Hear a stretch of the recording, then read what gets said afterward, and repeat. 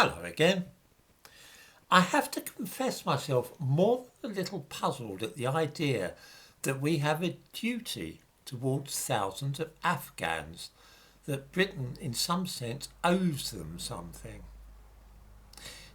Judging by what has been happening in recent weeks, it appears that this obligation, or I should say supposed obligation, can only be discharged by inviting them to come and live in Britain and, because they have such large families, building some big houses for them to live in.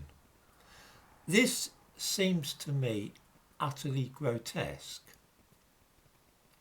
For the last 20 years, we in the West have been spending a fortune trying to turn Afghanistan into a modern country. We've helped the Afghans transform their country from a murderous theocracy into a true democracy. Schools and hospitals have been built. Hundreds of British soldiers have lost their lives fighting against the people who would return the country to a medieval way of life. We've done our best for 2 decades. But as soon as we leave, the Afghans don't want to fight to retain all that has been achieved, but simply allow the Taliban to return and rule their country.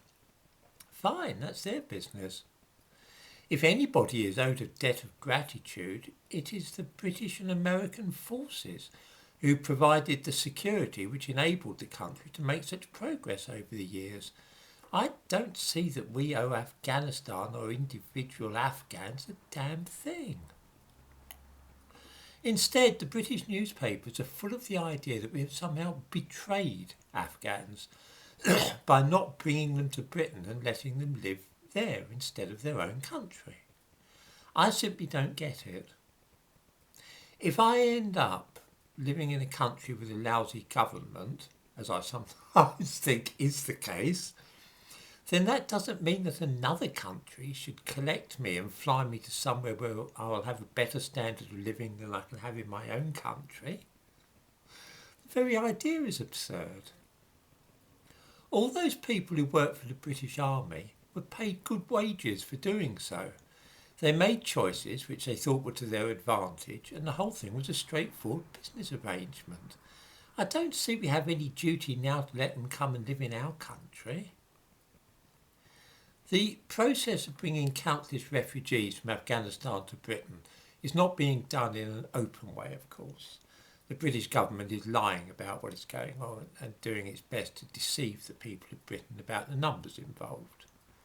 That's about par for the course with the wretched government we currently have. Viewers may perhaps recall that a couple of weeks ago, Priti Patel announced that a limited number of Afghan refugees would be allowed to settle in Britain. 20,000 over the next few years, with no more than 5,000 in the first year. Surely other people read those figures and formed the impression that in the next year no more than 5,000 Afghan refugees would be entering Britain? Ha! You mugs! In the description of this video I give a link to a report from Reuters, which quotes the British ambassador to Afghanistan, who says that 15,000 Afghan and British citizens have been evacuated in the last fortnight. Of these, maybe a couple of hundred are what we would most of us regard as British citizens, that is to say, people born and bred in Britain. Staff from the embassy, aid workers, people like that. The great majority of those so-called British citizens are Afghans who have been given British passports. In other words, about 15,000 Afghans are now headed for Britain. These are in addition to the 5,000 that Priti Patel talked about, people who will be recruited from the refugee camps of Uzbekistan and so on. All this, though, is merely the tip of a very large and frightening iceberg, because according to Prime Minister Boris Johnson, many Afghans were left behind, and he has promised to, and I quote, shift heaven and earth to ensure that they too can come to Britain and live here. I give a link to a clip of film in which he gives this solemn assurance. Guess where those others will end up? Why, that's right, they'll be coming to a town near you. These people have been officially advised by the British to head for the border.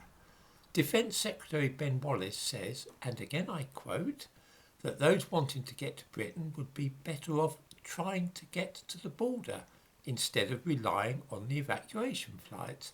I give links to all this in the description to this video.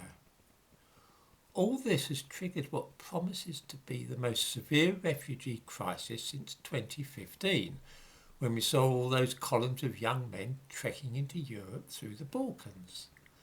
Give it a few months and see what happens when all those Afghans reach Calais. You think you've seen a crisis on illegal immigrants crossing the channel at the rate of 800 a day, the latest record figure, by the way. Believe me, you ain't seen nothing yet.